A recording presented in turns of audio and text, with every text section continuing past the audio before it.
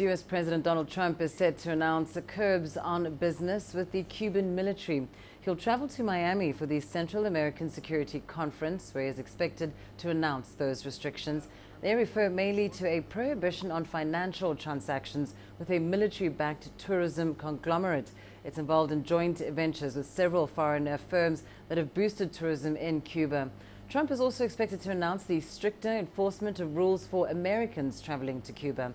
Our correspondent Sean Callebs tells us how the moves are likely to impact on Cuban exiles living in the U.S. Cafe Versailles, in the heart of Miami's Little Havana, may not be the heartbeat for the Cuban-American movement in the U.S., but it is arguably its soul. Oh, I've been coming here since I was 5 years old. For nearly 50 years, Cuban exiles have gathered here on Calle Ocho, or 8th Street. People come here to talk politics and try to resolve the problems in the world. They watched nearly 2 years ago when then U.S. President Barack Obama pursued and secured a thaw in relations with its longtime nemesis, Cuba and the Castro government. Many Cuban exiles needed convincing. Some were persuaded.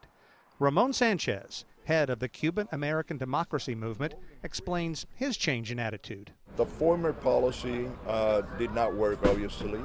It did not attain what it was supposed to, which was openness and democracy for the Cuban people.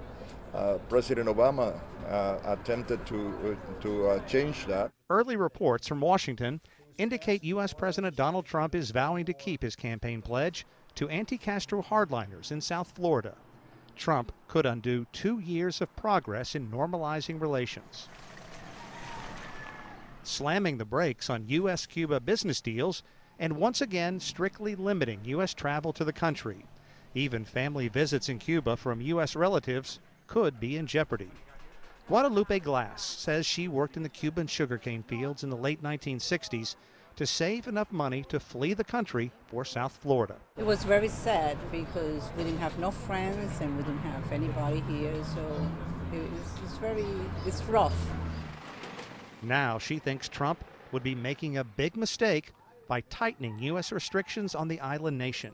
Even that I didn't like in the beginning, I think it's better to have relations because at least the poor people that is there, they can get a little more now from us, from the family.